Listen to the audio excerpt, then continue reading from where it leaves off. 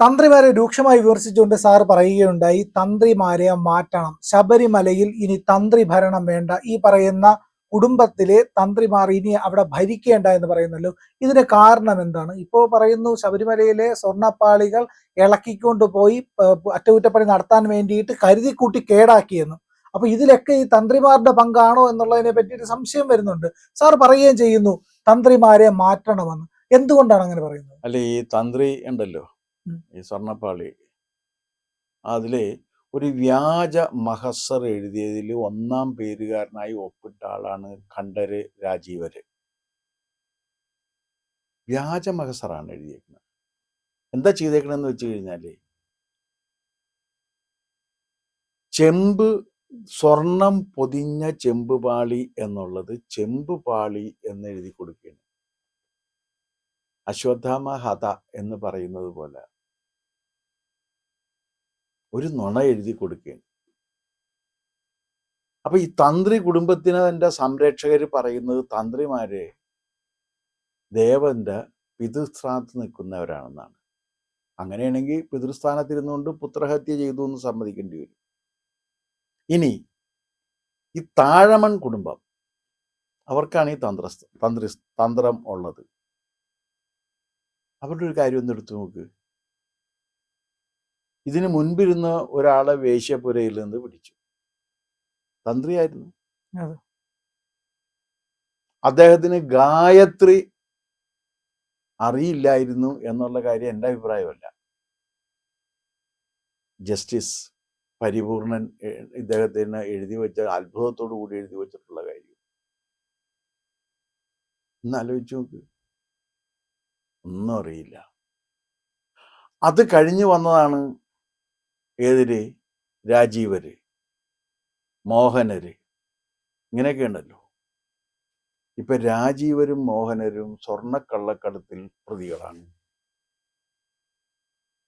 വേശ്യപുരയിൽ പോകുന്ന തന്ത്രി, സ്വർണ്ണക്കള്ളക്കടത്തിൽ പ്രതികളാക്കപ്പെടുന്ന തന്ത്രി, അവര് വന്നിട്ട് ഈ അയ്യപ്പന്റെ പിതൃസ്ഥാനവും കൂടി വഹിക്കുന്നു എന്ന് അവകാശപ്പെട്ട് കഴിഞ്ഞാൽ ഇങ്ങനെയുള്ളവർക്ക് തുടരാൻ പറ്റുന്ന ഒരു പദവിയാണോ ഈ തന്ത്രി എന്നുള്ളത്? അതാണ് എൻ്റെ ചോദ്യം.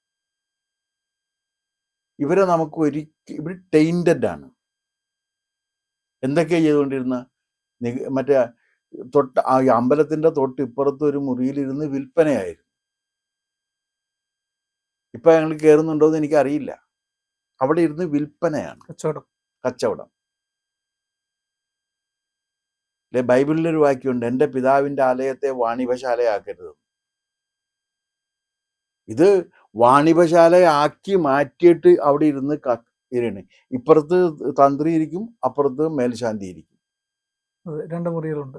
ഇപ്പോഴത്തെ ഒരു മേൽശാന്തിയുടെ കാര്യം നമ്മൾ കേട്ടു. ആ മേൽശാന്തിക്ക് സർട്ടിഫിക്കറ്റ് കൊടുത്തതും തന്ത്രിമാരാണ്. ഇയാളുടെ പൂജ ശരിയാണോ എന്ന് സൂപ്പർവൈസ് ചെയ്യേണ്ട തന്ത്രി അയോഗ്യനെ യോഗ്യനാക്കി വെച്ചു എന്നുള്ള കാര്യവും കൂടിയാണ്. അപ്പൊ ഈ തരത്തിലുള്ള തന്ത്രിമാരാ, അവര് തന്ത്രിമാരാണ് എന്നതുകൊണ്ട് മാത്രം ഏതെങ്കിലും ഒരു ക്ഷേത്രത്തിന് ചുമക്കാനുള്ള ബാധ്യതയുണ്ടോ എന്നുള്ളതാണ് എൻ്റെ ചോദ്യം. ഇവരെ നമ്മൾ എങ്ങനെ ചുമക്കണം? ഇത്തരത്തിലുള്ള കക്ഷികൾ ഒരു ക്ഷേത്രത്തിന്റെ തന്ത്രിമാരായിട്ടിരുന്ന് ആ ക്ഷേത്രത്തിന് ഇതുകൊണ്ട് ഗുണമാണോ ദോഷമാണോ വരിക? ആ ക്ഷേത്രത്തിന് ഇതുകൊണ്ട് എന്ത് വരും? ദോഷമല്ലേ വരുള്ളൂ.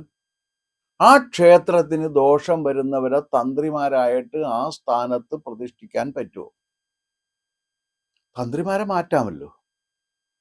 ഇവരങ്ങനെ മാറ്റപ്പെട്ടു വന്നവരാണ്. ഇവർ ഈ തരണ നല്ലൂരായെന്നും താഴെ മണ്ണായെന്നൊക്കെ ഉള്ളത് ഐതിഹ്യങ്ങളാണ്. ആ ഐതിഹ്യങ്ങളിൽ ഇങ്ങനെ പരശുരാമൻ ഇവിടെ വന്നിട്ട് ക്ഷേത്രങ്ങൾ ഉണ്ടാക്കിയിട്ട് ഇവരെ അവിടെ നിന്ന് കൊണ്ടുവന്ന് തന്ത്രിസ്ഥാനം കൊടുത്തു എന്നാ പറയണം. അപ്പൊ ഒരു കാര്യം ഉറപ്പാണല്ലോ, എന്തായാലും ഒരു കാര്യം ഉറപ്പാണ്, ഇവര് വരുന്നതിന് മുമ്പ് ശബരിമല ക്ഷേത്രം ഉണ്ടല്ലോ, സംശയമില്ല. ആ ശബരിമല ക്ഷേത്രം പ്രതിഷ്ഠിച്ച ഒരാളും കാണണമല്ലോ. ആ പ്രതിഷ്ഠ നടത്തി, മൂലമന്ത്രം നടത്തി, പ്രതിഷ്ഠ ചൊല്ലി പ്രതിഷ്ഠ നടത്തിയ ആളാണല്ലോ ശരിക്കും തന്ത്രി. ആ തന്ത്രി എവിടെ പോയി? അത് ആ കാടിന്റെ മക്കൾ തന്നെ ആയിരിക്കും. അത് ആരും ആയിക്കോട്ടെ, ഉം. അവര് തന്നെ വേണമെന്നില്ലല്ലോ. ആ തന്ത്രി എവിടെ പോയി? ശരിയായ അവകാശികൾ. ശരിയായിട്ടുള്ള അവകാശികളായിട്ടുള്ള തന്ത്രിമാർ എവിടെ പോയി? ഇവര് അതിനുശേഷം തിരുവിതാംകൂറിൽ രാജാക്കന്മാരും മലയാളത്തിലെ ബ്രാഹ്മണരും തമ്മിൽ ഗുസ്തി നടന്ന സമയത്ത് ആണല്ലോ ഇവര് വരുന്നത്. അതെ. അപ്പൊ എങ്ങനെയാണ് പരശുരാമനെ ഏൽപ്പിച്ചാണെന്ന് പറഞ്ഞാൽ എങ്ങനെ ശരിയാകും? അപ്പൊ പരശുരാമൻ ഈ ഭൂമി ഉണ്ടാക്കുന്ന സമയത്ത് അയ്യപ്പ ക്ഷേത്രം ഉണ്ടായിരുന്നോ? ദേവി ക്ഷേത്രം ഉണ്ടായിരുന്നോ? ശിവക്ഷേത്രം ഉണ്ടായിരുന്നോ? വിഷ്ണു ക്ഷേത്രം ഉണ്ടായിരുന്നോ? ഭൂമി വന്നിട്ടല്ലേ ഇതൊക്കെ വരാൻ ചാൻസ് ഉള്ളു. അതെ. അപ്പൊ പരശുരാമൻ മഴുവെറിഞ്ഞ് ഭൂമി ഉണ്ടാക്കിയിട്ട് ശേഷം ഈ ഭൂമി ഇവർക്ക് കൊടുത്തു എന്ന് പറയുന്നത് ഒക്കെ ശരിയായ ഒരു രീതിയല്ല. പക്ഷെ ആരായിരുന്നാലും പൊന്ന് കായ്ക്കണ മരമാണെങ്കിലും പൊരയ്ക്ക് മീതെ വന്നാൽ വെട്ടണം എന്നാണല്ലോ. അതെ. വെട്ടിക്കളയേണ്ടി വരും. അപ്പൊ അതുകൊണ്ട് ഇത്രയേറെ അയ്യപ്പ സ്വാമിക്കും ക്ഷേത്രത്തിനും ഭക്തജനങ്ങൾക്കും അവരുടെ ഹൃദയത്തിൽ ഇത്രയേറെ കനത്ത ആഘാതം ഉണ്ടാക്കിയിട്ടുള്ള ഈ കുടുംബത്തെ തന്ത്രിസ്ഥാനത്ത് നിന്ന് മാറ്റണം എന്നാണ് എൻ്റെ അഭിപ്രായം. പക്ഷെ അത് വലിയ കോംപ്ലിക്കേഷൻ ഉള്ള കാര്യമല്ലേ? എങ്ങനെ കോംപ്ലിക്കേഷൻ? കാരണം അവരാണ് തന്ത്രിമാരായിട്ടിരിക്കുന്നത്. അല്ല, ഞാൻ ചോദിക്കട്ടെ, ഈ തന്ത്രിമാരെ മാറ്റാൻ പാടില്ല എന്ന് എവിടെയെങ്കിലും വ്യവസ്ഥയുണ്ടോ? ഇല്ല, വ്യവസ്ഥയില്ല. കാരണം ഇവർക്ക് ഈ ക്ഷേത്രത്തിൽ മാത്രമല്ല തന്ത്രമുള്ളത്, അല്ല, ഒരുപാട് ക്ഷേത്രങ്ങളിലുണ്ട്. ഞാൻ പറഞ്ഞ തന്ത്രിമാരെ മാറ്റാൻ പാടില്ല എന്ന് എവിടെയെങ്കിലും വ്യവസ്ഥയുണ്ടോ? ഇല്ല, ആർക്ക് വേണോ തന്ത്രിയാവാം. തന്ത്രിയാകാമല്ലോ. അതെ. പിന്നെ തന്ത്രി സ്വയം വരുന്നതല്ലല്ലോ, ഒരാൾ നിശ്ചയിക്കുന്നത്. ക്ഷേത്രം പണിതതിന് ശേഷം ക്ഷേത്രം പണിയുന്നവനാണല്ലോ പ്രതിഷ്ഠ നടത്തിക്കുന്നത്. അതെ. ആ പ്രതിഷ്ഠ നടത്തിക്കാൻ വേണ്ടി വരുമ്പോഴല്ലേ തന്ത്രി വരുന്നത്. അതെ. അപ്പൊ ആരാണോ ക്ഷേത്രം പണിത് ഈ പ്രതിഷ്ഠ നടത്തിച്ചത്, ഇപ്പോഴത്തെ അതിന്റെ അധികാരികൾക്ക് അതിനെ മാറ്റാനും അവകാശമുണ്ട്. അതെ. അല്ലാണ്ട് തന്ത്രിസ്ഥാനം എന്ന് പറഞ്ഞാൽ ഒരിക്കലും മാറ്റാൻ പാടില്ലാത്തൊരു സ്ഥാനമേ അല്ല. അങ്ങനെ കരുതേം വേണ്ട. ഈ ശബരിമല ക്ഷേത്രം കൊണ്ട് മാത്രം ഉപജീവനം നടത്തുന്നവരാണ് ഇവര്. ഇവർക്ക് വേറെ പണിയുണ്ടോയെന്ന് എനിക്കറിയില്ല. ഇവരുടെ പ്രധാനപ്പെട്ട വരുമാന സ്രോതസ് എന്ന് പറയുന്നത് ശബരിമല ക്ഷേത്രത്തിൽ നിന്ന് കിട്ടുന്ന കെട്ടുകണക്കിന് പണമാണ്. അതിനെ കള്ളപ്പണം എന്ന് തന്നെ പറയേണ്ടി വരും. കാരണം ഇൻകം ടാക്സ് കൊടുക്കുന്നില്ലല്ലോ.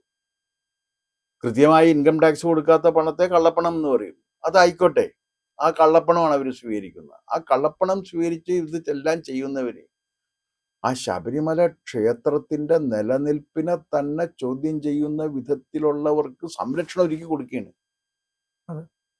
അപ്പൊ അതുകൊണ്ട് അവരെ മാറ്റണം. കാരണം കുറെ കൂടി മാന്യമായിട്ട് പെരുമാറാൻ കഴിയുന്ന സത്യസന്ധനായ ഒരു ശബരിമല തന്ത്രിയെ എടുത്തു വെക്കാൻ അല്ല, ശബരിമല ശാന്തിയെ സെലക്ട് ചെയ്യാൻ കഴിയുന്ന ഈ ശബരിമല ശാന്തിയെ സെലക്ട് ചെയ്യുമ്പോൾ കൈക്കൂലി വാങ്ങിക്കുന്നുണ്ടെന്ന് ഇപ്പൊ എല്ലാവരും അറിഞ്ഞല്ലോ. കൈക്കൂലി വാങ്ങിക്കാത്ത, ശബരിമലയിലെ സ്വർണം അടിച്ചു മാറ്റാൻ കൂട്ടു നിൽക്കാത്ത തന്ത്രി വേണം എന്നുള്ളത് ഏത് ശബരിമല ശാസ്താവിന്റെ ഭക്തന്റെയും ആവശ്യമാണ്. അതാണ് ഞാൻ പറയുന്നത്. അല്ല, ഞാൻ വേറൊന്നും പറയുന്നില്ല. ഈ ശബരിമല ക്ഷേത്രത്തെ ഇത്രയേറെ അശുദ്ധമാക്കിയത്, ഇതിനേക്കാൾ വലിയ എന്ത് അശുദ്ധിയുണ്ട്? ഒരു അശുദ്ധിയില്ല. ഇതിനേക്കാൾ വലിയ അശുദ്ധിയൊന്നും അവിടെ ഇല്ലല്ലോ. അവിടെ ഇരുന്നുകൊണ്ട് വിൽപ്പന നടത്തി കാശുണ്ടാക്കുക, അയോഗ്യനായിട്ടുള്ള ഒരാളെ മേൽശാന്തിയായിട്ട് നിയമിക്കുക, അവിടെ നിന്നുള്ള സ്വർണവും ചെമ്പും ഒക്കെ അടിച്ചു മാറ്റി വിൽക്കുക, അതിന് ഒത്താശ ചെയ്യുക, അതിൽ പ്രതിപ്പട്ടികയിൽ വന്ന് 2 കേസിൽ 2ഉം 3ഉം കേസുകളിൽ പ്രതിയാക്കപ്പെടുക. അങ്ങനെയുള്ള ഒരാള് തന്നെ അവിടെ തന്ത്രിയായിട്ടിരിക്കണം എന്ന് പറയുന്നത് എന്തിന്റെ അടിസ്ഥാനത്തിലാണ്? അതിനെന്താ ന്യായമുള്ളത്? അപ്പൊ അതുകൊണ്ട് തന്ത്രിയെ മാറ്റണം. കാരണം ഇനിയിപ്പോ കുറ്റാരോപിതനാണ്, ആ കുറ്റാരോപിതനായിട്ടിരിക്കുന്ന ആള് കുറ്റവിമുക്തി തേടട്ടെ എന്ന്. ആ കുറ്റാരോപിതനായിരിക്കുന്ന കാലം ഈ സ്ഥാനത്ത് തുടരുന്നത് ശരിയല്ലല്ലോ. അപ്പൊ എന്നാ ആ കുടുംബത്തിൽ ഞങ്ങൾ വേറൊരാളെ തരാന്നാ പറയണം. അതെന്തിനാ അങ്ങനെ? വേറെ തന്ത്രിമാര് വരട്ടെ. അല്ലാതെ തന്ത്രിയാണ് എന്നതിന്റെ പേരിൽ മാത്രം ഇത് സ്ഥിരമായി ഇരുന്ന് കച്ചവടം നടത്തുന്ന ഒരു സ്ഥാപനത്തിന്റെ ഉടമയായിട്ട് മാറുന്ന ഒരു സമ്പ്രദായം ഇപ്പൊ ഉണ്ട്. അത് ശരിയല്ല. അതുകൊണ്ട് തന്ത്രിയെ മാറ്റണം. നിങ്ങൾ ഞങ്ങളുടെ കൂടെ ഉണ്ട് എന്നതാണ് ഞങ്ങളുടെ വിജയം. ഒപ്പം നിങ്ങൾ കൂടെ ഉണ്ടാവണം, ഒപ്പം സഞ്ചരിക്കണം. ചാനൽ കാണുന്നവർ സബ്സ്ക്രൈബ് ചെയ്യണം. ഇന്ന് തന്നെ